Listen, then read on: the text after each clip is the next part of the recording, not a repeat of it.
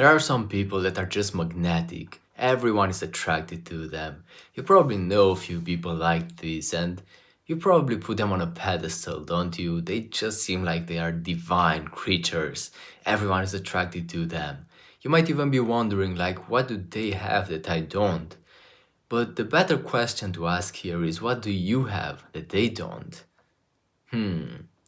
If you understand this domain relatively well already, you might say that you are too needy, you invest too much energy into this, you don't allow them space to chase you are too available all the time. All these answers are good answers, but they are just a symptom. They are symptoms of a deeper issue, of the underlying problem. And that is the low level of self esteem that you have. And the thing that they actually don't have and you do is social trauma. These two things compounded create all of these negative symptoms, all of these negative personality traits that just repel other people away. It's just like you have a magnet and you have the wrong pole of the magnet. It just repels everything away. We don't want that. Now, one thing you could go about solving this issue is with the top-down approach, where you just look at these character traits, right? You acknowledge that you are too needy, so you try to be less needy. You acknowledge that you are too available, so you try to be less available. This is an outside-in approach. It's just like you would have a car that lets you down on every single hill. Like you just can't go up one hill because it lets you down all the time, the engine dies and whatever. What you could do is you could just try to polish it perfectly on the outside and get some extra power on it, tune it to perfection. That doesn't really solve the issue. It might help a bit, but your car is still gonna let you down. You just get more compliments from people, that's all. You get nicer reactions and more validation maybe, but the underlying issue is still there. The wiser way to go about this is to take some time and try to understand the problem. Understanding it, you will realize that there is an issue with the engine. So, what if we just work on the engine, which is the deeper, the root cause of this all, and then my car is gonna work properly, and there is less time invested, less money invested, less energy invested, and the experience is so much better. The naturally charismatic and magnetic people don't have social trauma at all. That's why they could work on this, like polishing the car and adding tuning to the car, all of these juicy details, right? Like the social skills, like the charisma tips and tricks. They can work on these things because they don't have anything weighing them down. You don't have that privilege yet, unfortunately. But you might still be thinking to yourself, like, okay, so then what if I work on the engine and I work on the polishing as well simultaneously? If you do that, you will just have your attention divided in 10,000 pieces, 10,000 directions, and that just makes everything a lot less efficient. Doing the work and fixing the engine is quite tough. It requires 100% of your dedication. It doesn't work any other way. So you have no choice but to work on the trauma because unless you do, it will always betray you. If you want my personal help with this, I have a link in the description and you can book a free one-on-one call with me and I'll guide you through the process and I'll help you get to the social life you desire. Now, if you were to just implement these tips and tricks and work on the outside instead of the inside, you might get to like reverse engineer seduction and attraction. You might get some people to be attracted to you, to fall under your spell. But at the end of the day, your trauma is still gonna come to the surface. You will still have the energetic field polluted around you and people just pick up on that. People spot something weird around you. Something is just weird around this person. Like they are doing well, they are doing all the right things, but something's still off. I don't know why, but I don't really want to be around them. Not working on your social trauma will just destroy your social relationships completely. Now, the goal with this is to become the highest confidence version of you possible. How do you do that? Well, you basically have to accept the worst case scenario of everything. You have to become fearless socially. You might just be thinking that you couldn't live the rest of your life just being rejected by everyone forever. You couldn't live the rest of your life in complete loneliness. The way to get to the point where you are so confident that you are unmovable, that you just become magnetic like these people, is to accept these possibilities fully. These magnetic people, they do accept these possibilities fully. Their levels of self esteem are not dependent on outside reactions. They just have the mentality that I will just enjoy my life no matter what.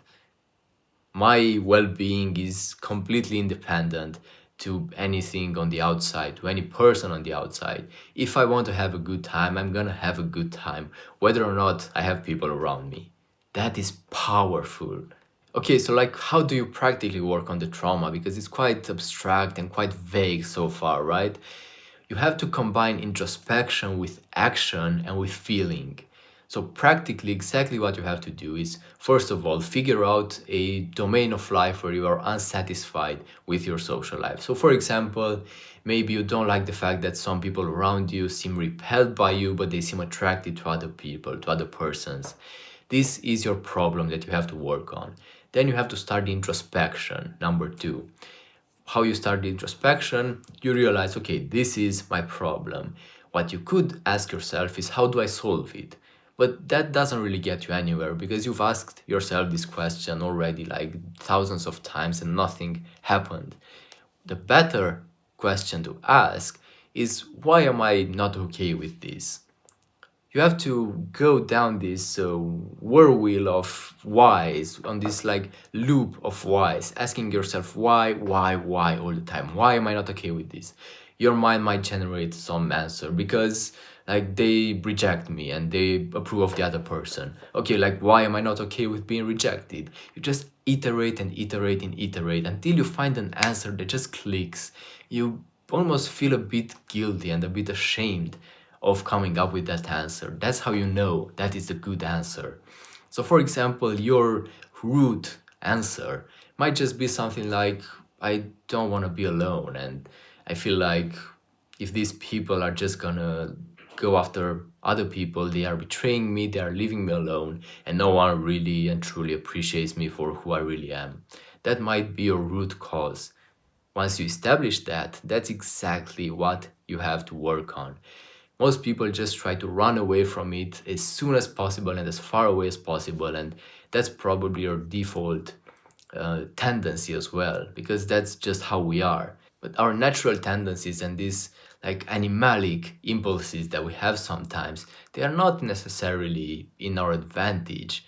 Like a lot of times they are, and they're trying to keep us safe, but the more intellectual we become and the more we dive through this like even spiritual journey and therapeutic journey, there is no use for these raw and ancient feelings, right?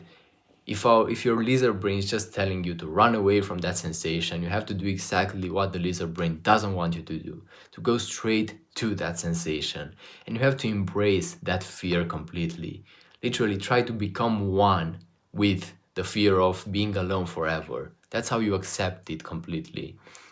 Now, again, what some people try to do is to numb themselves, to just expose themselves to these fears and these social situations until they don't fear them as much, right? And that's just blind exposure. That's the wrong approach. The proper approach, the better approach, is to have more of a mindful exposure to this. This is part of a framework I invented that's called mindful exposure therapy. And this is basically the exposure part, where you mindfully are trying to process these emotions. And in the moment you feel that emotion that you try to run away from by default, instead of running away from it, you turn your body to it, like not physically, but like inside of your mind, inside of your spirit, I don't know, whatever you want to call it. You just feel these energies inside, you feel this weird mixture of feelings that are quite unpleasant. You want to run away from them, but you say, no, I have to go and face them. Every single part of you is gonna tell you, please don't do that, it's gonna be horrible, it's gonna hurt. You have to disregard all of those voices and go straight in anyway. The way to heal these traumas is to literally try to hug that feeling. despite the fact that you want to run away from it, try to hug it, try to relax into becoming one with it, into accepting it fully inside of you. Because if you accept it fully, if you stay with it for however long it's required, then it will just dissipate and you will be free of it. But if you just go ahead and embrace it with the mentality of, I can't wait for the experience to be over, then it's just gonna persist forever. You did nothing.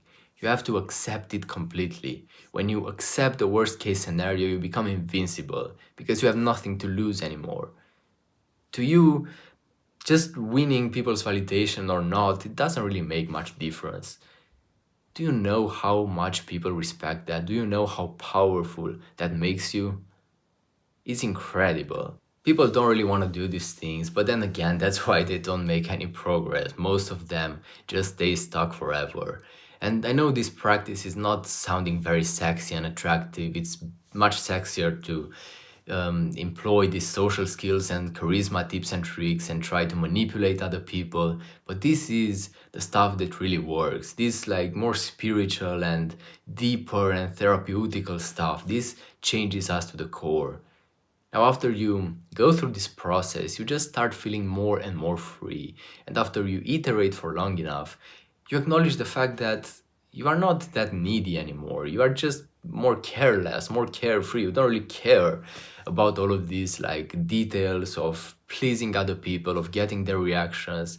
You start being more proud of yourself and you are able to express yourself a lot more than you were before. I've literally been through the process. I know how it feels. It may still seem vague to you and weird, but I know how it is. I can confirm you that this is the way it works. And I've taken other people through it as well. So I have feedback from other people as well. It's not just me. This is literally how we heal our social traumas. And all these social issues are just a distorted perception of reality that you're living in right now. When you work on these things, when you heal your social trauma, you just let them go. It's just like you let go of a 20 kg weighted vest, and now every single moment alive is much easier. That's literally how it feels.